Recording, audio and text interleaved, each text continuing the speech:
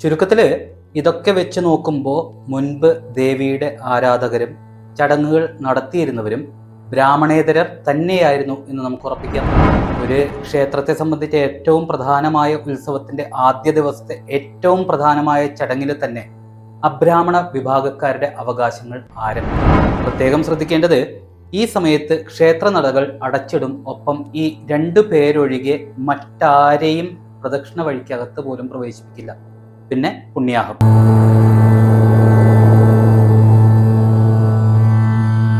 അമ്മേ ശരണം ദേവി ശരണം എന്ന് പറയുന്നത് കൊടുങ്ങല്ലൂർ കാവിലെ ഭരണി മഹോത്സവത്തോടനുബന്ധിച്ച് നടത്തപ്പെടുന്ന ആദ്യ ചടങ്ങിനെ കുറിച്ചാണ്. അതായത് മറ്റൊരു ക്ഷേത്രത്തിലും കാണാത്ത ഒരു പതിവ് അല്ലെങ്കിൽ ചടങ്ങ്. നിങ്ങൾക്ക് എല്ലാവർക്കും അറിയാം, കൊടുങ്ങല്ലൂരിലെ മീനഭരണി മഹോത്സവം എന്ന് പറയുന്നത് ഒരു താമസ പ്രധാനമായ ചടങ്ങാണ് എന്നുള്ളത്. അതുകൊണ്ട് തന്നെ ഈ ഒരു ഉത്സവത്തിൽ പണ്ടത്തെ ആരാധനാ സമ്പ്രദായത്തിന്റെ സത്ത ഇന്നും അതേപടി പ്രതീകാത്മകമായി എങ്കിലും ആചരിച്ചു വരുന്നുണ്ട് എന്ന് നമുക്ക് പറയാം. അതായത് മീനഭരണിയോടനുബന്ധിച്ച് നടക്കുന്ന ആദ്യ ചടങ്ങ് എന്നത് കുംഭഭരണി നാളിൽ നടക്കുന്ന ചെറുഭരണി കൊടിയേറ്റമാണ്. പക്ഷേ കൊടുങ്ങല്ലൂർ കാവിൽ കൊടിമരമില്ല. അപ്പോൾ എങ്ങനെയാണ് കൊടിയേറ്റം? അതിന്റെ പ്രത്യേകതകൾ എന്ത്? അതൊക്കെയാണ് ഈ വീഡിയോയിൽ പറയുന്നത്. വർഷം മുഴുവൻ ബ്രാഹ്മണ രീതിയിലുള്ള ചടങ്ങുകൾ കൊടുങ്ങല്ലൂർ കാവിൽ നടക്കുമ്പോൾ ഒരു ക്ഷേത്രത്തെ സംബന്ധിച്ച് ഏറ്റവും പ്രധാനമായ ഉത്സവത്തിന്റെ ആദ്യ ദിവസത്തെ ഏറ്റവും പ്രധാനമായ ചടങ്ങിൽ തന്നെ അബ്രാഹ്മണ വിഭാഗക്കാരുടെ അവകാശങ്ങൾ ആരംഭിക്കുന്നു. അത് മീനഭരണി മഹോത്സവത്തോടനുബന്ധിച്ചുള്ള ചടങ്ങിലാണ്.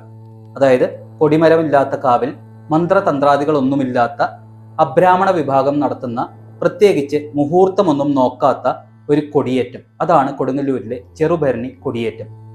ഈ കുംഭഭരണി ദിവസം കാവ് പുലർച്ചെ 4 മണിക്ക് തുറന്ന് ഭക്തർക്ക് ദർശനം അനുവദിക്കും. എങ്കിലും അന്ന് കൊടി കയറിയതിന് ശേഷം മാത്രമേ മറ്റ് എന്ത് പൂജാകർമ്മങ്ങളും നടത്തുകയുള്ളൂ.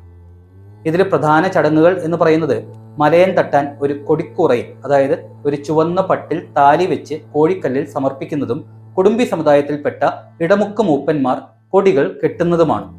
അത് ഏകദേശം രാവിലെ 8 മണിക്കും 9 മണിക്കും ഇടയിലായിരിക്കും. ഇതിനായിട്ട് ഈ മലയൻ തട്ടാൻ തലേ ദിവസം തന്നെ കൊടുങ്ങല്ലൂർ വലിയ തമ്പുരാനെ ചെന്ന് കണ്ട് തിരുമുൽക്കാഴ്ച സമർപ്പിച്ച് അനുമതി വാങ്ങും. ആ സമയത്ത് ചടങ്ങിന് ധരിക്കാനുള്ള 2 പവിഴമാലകൾ തമ്പുരാൻ അവർക്ക് കൊടുക്കും.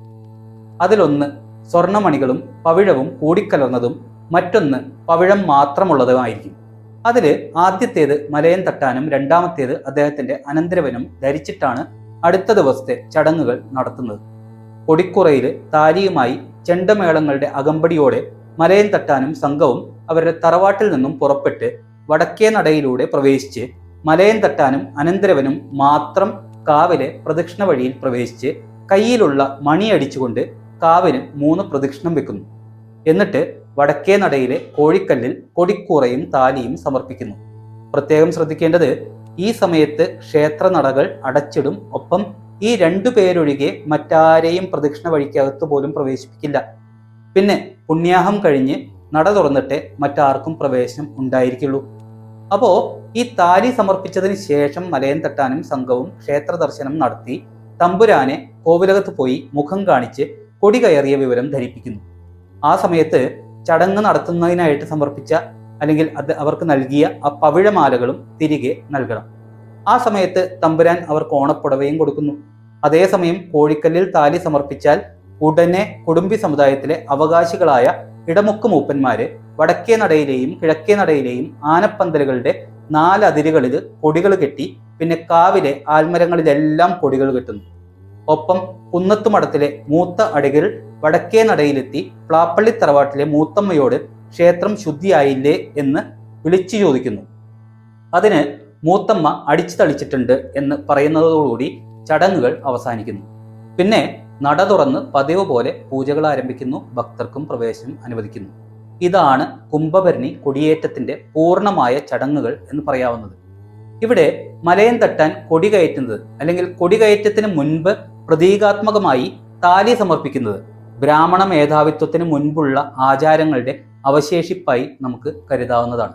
അങ്ങനെ കാവിലെ ഭരണി മഹോത്സവത്തോടനുബന്ധിച്ച് അബ്രാഹ്മണ വിഭാഗങ്ങളുടെ പല അവകാശങ്ങളും ചടങ്ങുകളും ഉള്ളതായിട്ട് നമുക്ക് കാണാൻ സാധിക്കും.